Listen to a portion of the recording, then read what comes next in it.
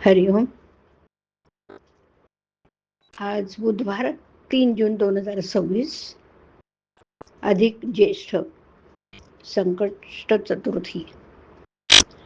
सद्गुरू ब्रह्मचैतन्य गोंदवलेकर महाराज आज आपल्याला प्रवचनातून सांगणार आहेत. परमार्थ कसा साधेल ऐकूया. ज्याच्यापासून माया उत्पन्न झाली त्याला शरण जावं. त्याला शरण जाण्याच्या आड काय येतं ते पाहावं. करते पण टाका म्हणजे शरण जाता येतं. माझेपणाने मिरवता आणि अभिमान कायम ठेवता मग भगवंताला शरण कसं जाता येईल. आपण संतांच्या दर्शनाला जातो आणि बायकोचं दुखणं बरं व्हावं असं म्हणतो. मग ते दर्शन खरं झालं म्हणायचं का? पोरा बाळांकरता बायको करता संतांकडे नाही जाऊ. संतांनी नामस्मरण करायला सांगितलं, परंतु मुलगा वाचत नाही असं पाहिलं की आपली रामावरची नामस्मरणावरची श्रद्धा उडते. म्हणजे मी विषयाकरता नाम घेतो असंच झालं की नाही. विषय सुटावेत असे वाटते पण ते सुटतच नाहीत. याचं कारण आमची अशी बलवत्तर इच्छाच नसते. संन्यास घ्यायला निघाला तर बायको पोरं घेऊन आडवी येते. तिला दूर सारून निघाला पण पुढे मोहात पडून परस्त्री करण्याची वेळ येते.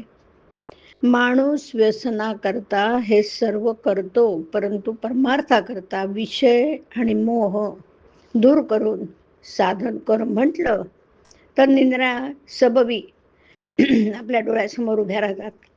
24 वर्ष अभ्यास केला तरी पोटभर खायला मिळत नाही. मग परमार्थ मात्र 2 वर्षात साध्य व्हावा असं कसं म्हणावं. शांती ही परमार्थाची पहिली पायरी आहे.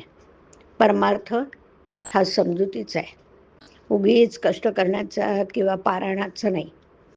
बद्रीनारायणाची यात्रा करूनही तो साधणार नाही बरं. त्यापेक्षा भगवंताच्या अनुसंधानात राहिल्याने जास्त फायदा होईल. काही खेळ जसे एकट्यानेच खेळायचे असतात तसा परमार्थ हा आपल्याशीच करायचा खेळ आहे. तो आपल्याशीच करायचा अभ्यास आहे. खेळात काही बाह्य साधन तरी लागतं, पण या अभ्यासात त्याची जरुरी नसते. परमार्थ हा वृत्ती सुधारण्याचा अभ्यास आहे. आपला परमार्थ जगाला जितका कमी दिसेल तितका आपल्याला फायदेशीर आहे. जगातल्या मोठेपणात मुळीच सार्थक नाही. खरा मोठेपणा नसताना उगीच मोठेपणा वाटणं हा तर फार मोठा घात आहे. अंतर्यामी स्थिर होणं, स्वस्थता येणं, सावधानता ठेवणं, दगदग सोडणं हाच परमार्थ आहे. सतत आनंद मिळावा यासाठी प्रयत्न करणं याचंच नाव परमार्थ. जग काय म्हणेल म्हणून वागणं याचं नाव व्यवहार, आणि भगवंत काय म्हणेल म्हणून वागणं हा परमार्थ.